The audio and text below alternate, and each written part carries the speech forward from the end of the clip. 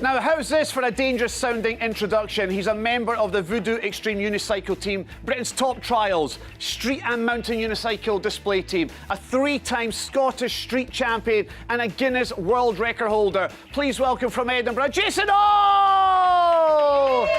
There he is. How are you, my friend? Oh, that is some entrance. Stop showing off, man. And if I say skateboard, what do you think?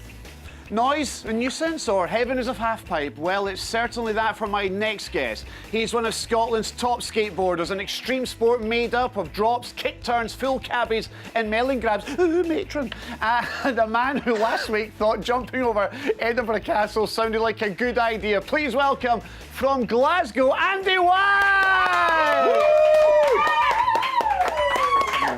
Give me some of that. Welcome, guys. How you doing? Good to see you. See, before we start talking about your extreme sports that you two are involved in, something's caught my eye today, and it's this. And it's got nothing to do with the picture, can I just say? It has nothing to do with the picture. How the shade of your underwear can completely change your mood. Ooh. So, what colour of pants are you wearing, Andy? I've got none on. Oh!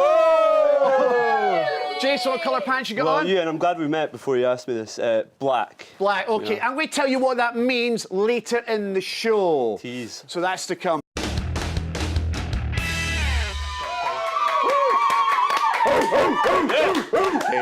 Welcome back to Late Show, Scotland's first late night talk show. I'm Ewan Cameron, and I'm talking risky business tonight, not with Rebecca De Mornay, I wish I was, but in the company of one of Scotland's top skateboarders, Andy White! And one of the world's first extreme unicyclists, Jason Auld! Jason, Ewan. When I think unicycling, some people might imagine clowns. Yes, and they'd be right. But you're not a clown. No, Ewan. And you've never been a clown. No. What we do is a little bit more of an urban sport. More of what you've seen there in skateboarding or BMXing, but with one wheel rather than two. I always say it takes twice a man to ride half the bike. So there you go. You shouldn't laugh at that, it's for real, man. Would you say there's a rivalry between yourself and Andy when it comes to what you do in the extreme sports that you get yourself involved in? In all honesty... Do you like Andy? I love Andy, actually. I've just met him tonight. I love his admiration for a certain kind of Scottish lager. But I would say no. I think what me and Andy are doing is exactly the same. We're just using a different vehicle in which to do it. And I would say the same about guys that do parkour, guys that have rollerblades, guys that do BMX, guys that do trials bike. We're all kind of looking to do the same thing. We're all looking to try to express ourselves in the same way and negotiate the same kind of environment. So just do it differently. when I think of unicyclists, the type that I've seen before are the ones at a circus. What do you do? What's extreme unicycling? Extreme unicycling is kind of a very cheesy term that we attach to what we do, just so that people think of the complete opposite of what you've just said right there. So, you know, a lot of people say to me, extreme unicycling, are you doing that while you're like with scissors or whatever? Like that is very extreme. But no, what we do is basically urban unicycling. And extreme sports is just kind of a buzzword that people understand and they can get, you know, the same connotations with. So it's just basically doing tricks in an urban environment, things like that. Show where we look. I would love to. Let's do that. Let's see Andy in action. No, Jason.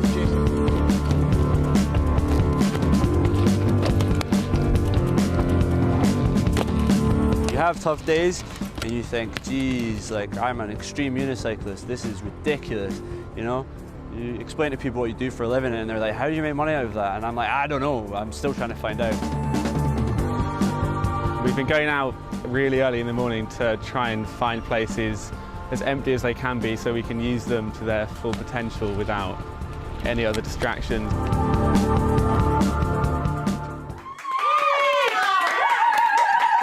I tell you what, Andy, you're multi-talented, mate. I know, yeah. You I know I am. Jason, that's your living. That's what you do for a living. It is. If you could call it that, yes, it is, yeah.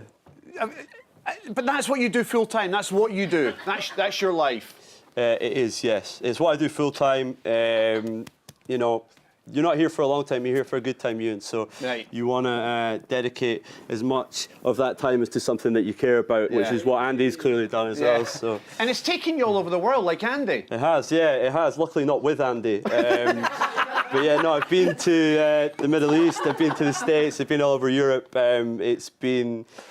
I never thought, you know, one wheel would take me to all these amazing things, but it has. See, like Andy, when you go and do something that extreme, do you fear for your life? Unlike Andy, I do experience fear, and I think, you know, I think Can't don't make it wrong. Right, shut up, Andy. That's where you need to go. yeah. In response to fear, yeah, that's right, isn't it? Yeah. No, for me, I think everyone experiences fear, whether they like to admit it or not. I think it's making that decision that something is more important than what you're scared of.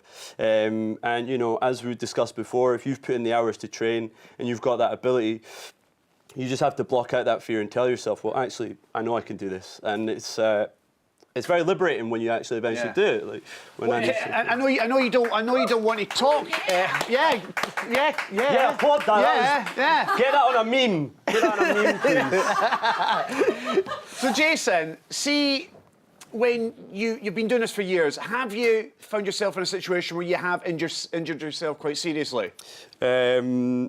Never seriously, because that's how good I am. You know. And how long will you keep doing it? Because you can't keep doing this for the rest of your life, well, surely. I feel like you're making an assertion here that I'm quite old. But, you know, I'm 27 years old, just to clarify. It's a question I get asked a lot, funnily enough. I don't know if my beard ages me. But, yeah, I mean, it's something... I think when you hit 30, you need to look at another... I think you're right. I think I might need to start taking life seriously at that point. A wee bit, yeah. But, you know...